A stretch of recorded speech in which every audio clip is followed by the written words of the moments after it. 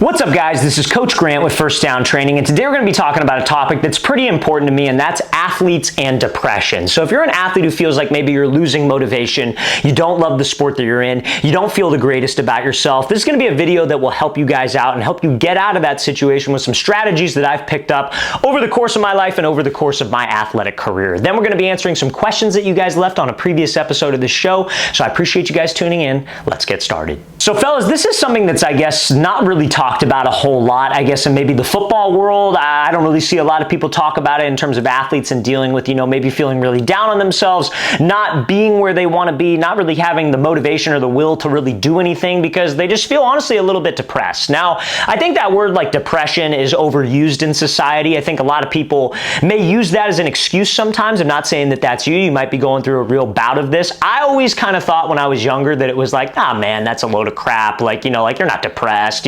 until you experience it yourself. Not necessarily in sports. I never really felt that way in sports, but in other aspects of my life, I've definitely felt that way. And these are really two strategies that I want to discuss with you. If you maybe don't feel that good about yourself, if you're maybe not where you want to be, you're thinking about quitting football or quitting sports or whatever, that helped me get out of a pretty bad place mentally, right? So the first one I would say is going to have to do with dopamine. So dopamine, essentially, it has to do with your brain. And I'm not going to get super technical because I want you guys to be able to understand this the best way possible. But like dopamine is anything that makes you feel good in your body, right? So one of the biggest sources of dopamine for young kids, for young athletes especially, is their phone, what they're seeing on social media. You see a funny video, it makes you feel good. Who doesn't like to laugh? Who doesn't like to watch something funny? So you feel great. And then maybe you scroll and then you see something that makes you not feel so great. And your body and your mind is constantly on this dopamine high, dopamine low, dopamine high, dopamine low. And your body and your mind is not really designed to feel that way. When we were all made by God, right? He didn't have the intention of a phone being thrown into our lives, right? Or the intention of other vices in our life, and we're going to talk about that in a little bit. But he didn't have the intention. That's a man-made thing, right? But we were all perfectly made, in my opinion, by God. And so when you have this like dopamine kick, dopamine low, it really can screw up the way your brain functions, right? So I'll give you a real life example of myself and a real life example of what I see athletes doing, right? So let's start with athletes, right? So what I see athletes doing is, they'll watch something, right? And they're on social media and they'll see like I said, a funny video or something that's entertaining to them. They like that, they watch that. And then they'll scroll and then maybe they see another athlete that they know, or one of these like social media influencer athletes, if you will, that, like is posting that they got an offer or that they are on a visit or that they had this type of game. And it's the problem with social media, in my opinion, it's one big comparison game, right? Not just in athletes, but in just people. You know what I mean? Like people will see somebody flexing this car that they rented for a day, or they'll see somebody flexing a watch that they have and like, oh, if you're like me, you could get this watch. And then like a lot of people will see that and they're just like, man, I don't have a watch like that. Like my life must suck. You know what I mean? I'm not going on a trip like that. I don't have friends like that. Like, and they get very down on themselves. And that's where I think personally a lot of depression comes from in people, just in society, because they're constantly comparing themselves to other people. And a lot of times they're comparing themselves to just complete crap that's not even real. But there's this like stigma in the social media world or just in the world in general of like how you have to be and how you have to act, right? So in football, you see that, especially with young kids, like high school, like, man, that guy's my graduating class. He's 7th grader and 8th grade and he already has an offer. Like, that sucks. Like, I don't have an offer. Like, I must be bad. And you start feeling bad about yourself. And it's not even like a conscious thing. It's almost like a subconscious thing that you feel. So like my biggest piece of advice to you is to put the phone down, man. Like I honestly think the only things that you should be filling your mind, because social media is here. Like you can't get rid of social media. You can't get rid of it, unfortunately, right? And I mean, fortunately for me, because you guys are watching this on social media, but I'm always trying to put out something that's either going to give you guys some form of entertainment or some form of value, right? Because I want you guys to be able to see something that's positive, right? But like, I just put the phone down for a little bit, you guys, or highly regulate what you see on social media. I'll give you a personal example from my life, right? So like more than anything, I want to be, a father and a husband one day, right? I'm neither of those currently right now, right? And there was a time, like maybe about a year ago, I would say, like I'm old enough, I'm 25, right? And so like I see, a lot of my friends who were like, 23, 24 at the time that maybe I grew up with. I don't really have much contact with them right now. And it seems like every freaking third Saturday, somebody's getting married or somebody's having a kid or whatever the case may be.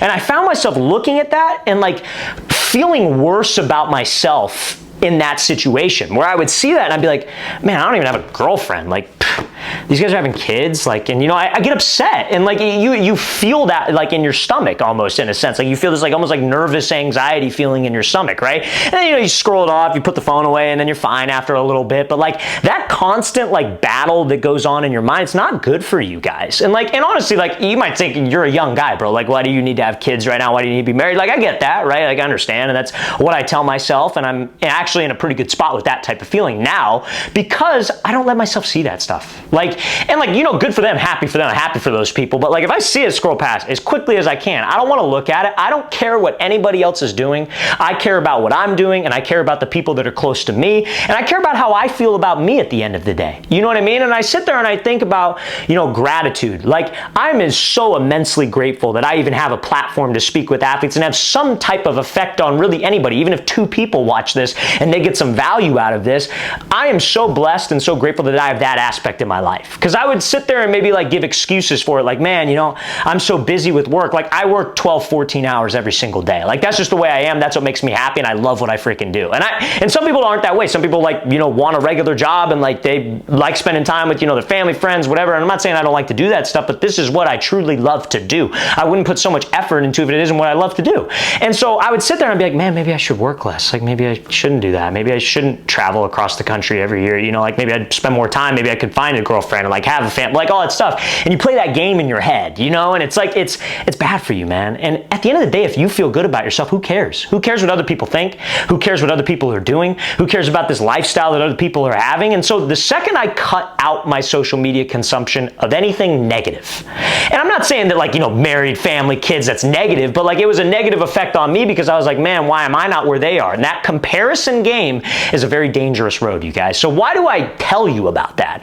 I say that because athletes do the same thing. They compare themselves to other athletes. Man, that guy's on a visit. Man, that guy's here. Man, that guy's there. I'm not there. Maybe there's something wrong with me. Maybe I'm not good enough. Maybe I do that. And you should always have the attitude of like, I'm not good enough in a healthy sense. Like, you might be really freaking good, but it's like, I could always do better. And you think about it in a positive light. Like, you set that standard for yourself, and you're happy with yourself at the end of the day, not based on other people's standards. Because trust me, you guys know how good you have to be. You guys know what you need to do to be able to hit whatever goal that you want to hit. Maybe you want to be a starter on your team. Maybe you want to play D1 ball. You guys know what you need to do, so that's what I would hyper focus on, and I would tune out all those distractions. Anything that you consume on your phone, anything that you consume from a social media standpoint should try to be on the positive side of things, so you're not on this dopamine high, dopamine low, dopamine high, dopamine low. It's a very bad thing to do, and you don't want to fall down that rabbit hole. Okay, so that's all I'm going to say to you about that. Okay? Now, the second thing I would say that can maybe help athletes if you're in this case of like depression, feeling down on yourself, like, and you maybe want to quit, you don't see why it's worth it. I've been there, you guys. I've totally been there.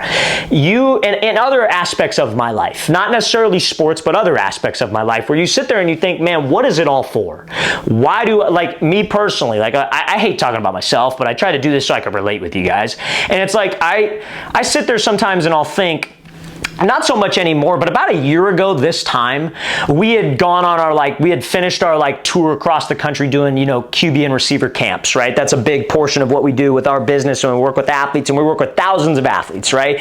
And my goal was always to sell out every single camp, everywhere we go, feel like everybody's getting better. I had goals on social media, like get this much following, get this, be able to reach this many people. And I had accomplished everything that maybe I set out to accomplish initially, right?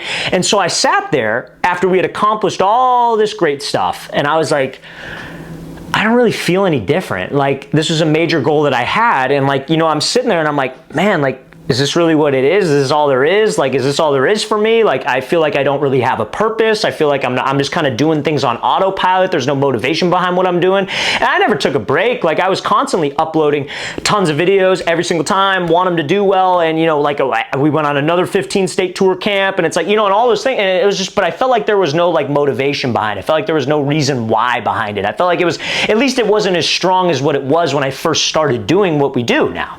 And I had to really sit there, man, and be like, man, dude, what do you want? Like, what do you want out of life? Like, do you want to cash it in? Like, do you just want to be like, oh, maybe you're done. Like, you know, maybe you've accomplished everything that you wanted to accomplish. Like, and so what I did was I sat in just a room by myself. I turned my phone off, every TV off, everything. And I sat there for about 2 hours. And it sounds a little corny, but I made this like whiteboard and kind of like a vision board, if you will. I think it sounds a little corny, but at the same time, made like a vision board of where I wanted my life to go year by year. And it took me a couple hours to do this, right? But I made goals for myself from a work standpoint and goals for myself from a personal standpoint. I thought about like, hey, listen, what do you want out of your life? What do you want out of the business that you're in? What do you want out of your personal life? Whatever. And I started writing things down.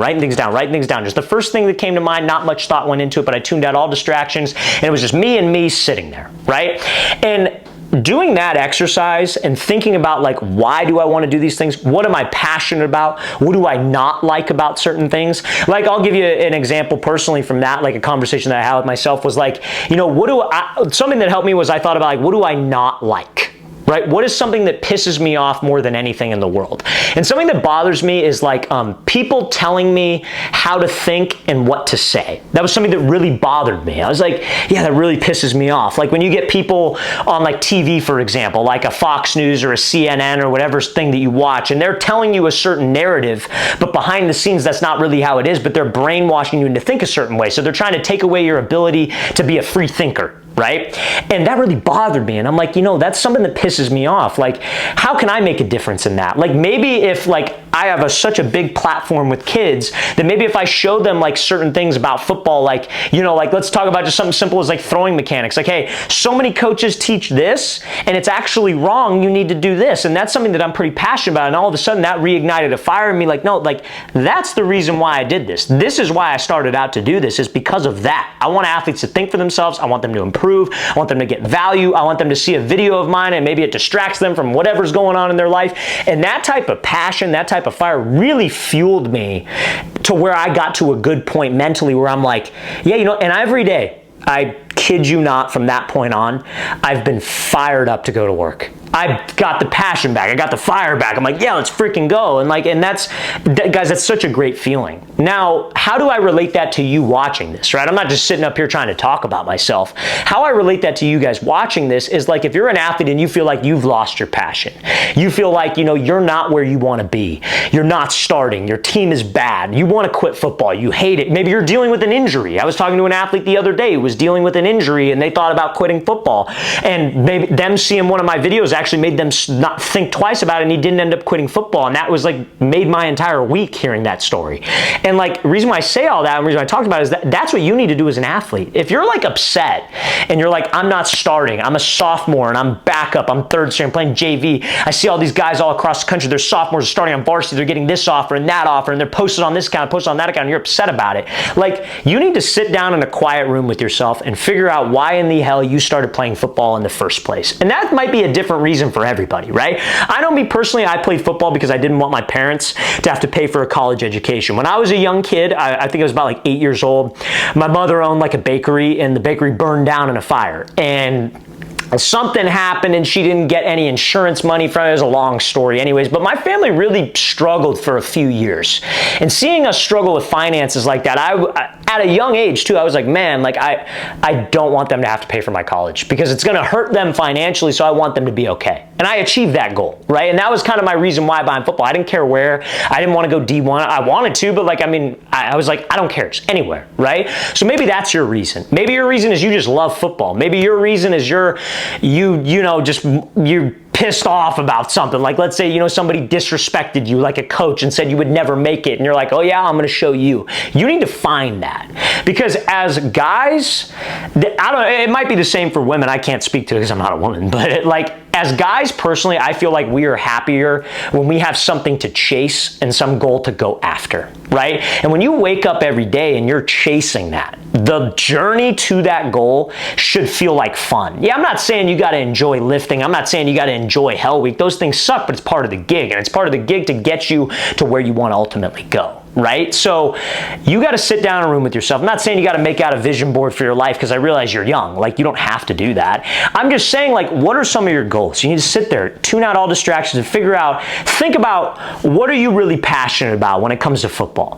What do you hate about football? And what do you hate about football could be, I hate that coach told me I couldn't do it. I hate that my friends make fun of me because they think that I'm crazy for wanting to play in college. You know, like, it could be anything like that. And when you think about those things and you write out a plan of how you're going to get there and you stick to that plan, and that's kind of like your North Star, trust me, you're going to feel a little bit better about yourself. You're going to have some more direction with this game of football, and you're not going to feel as down or depressed as so many people like to throw around. So the reason why I talk about all this, guys, is these are just strategies to help me get out of some pretty bad spaces, and I'm trying to help you guys in this lens of football in this game that we all know and love. Okay? So I hope that makes sense, you guys, and I appreciate you listening to that. Now, we're going to answer some questions that you guys left on a previous episode of this show. So guys, if you have questions, stuff you want to ask me, whatever, I read and respond to every single question that we get on our YouTube channel. So guys, do not hesitate. Post those in the comment section below of this video, and I'll get back to you, and the best questions will feature on the next episode of our show. So again, guys, really appreciate you tuning in, really appreciate you listening to all this stuff. I hope that was able to click, and I hope that was able to help. Now, before we get into those questions, though, if you're a QB or wide receiver watching this, you guys,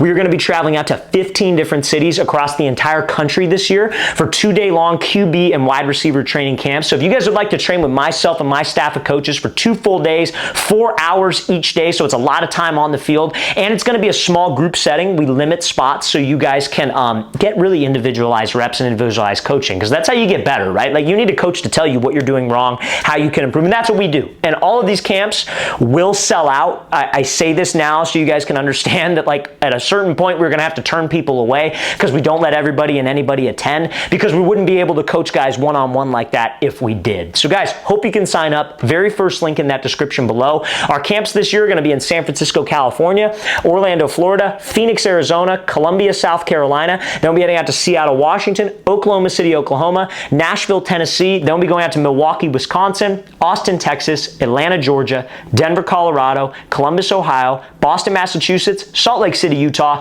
and finishing it off in Los Angeles, California. So guys, hope you can sign up. Again, very first link in that description below. We'd love to see you there, okay? So now let's answer some questions, you guys. So question number 1.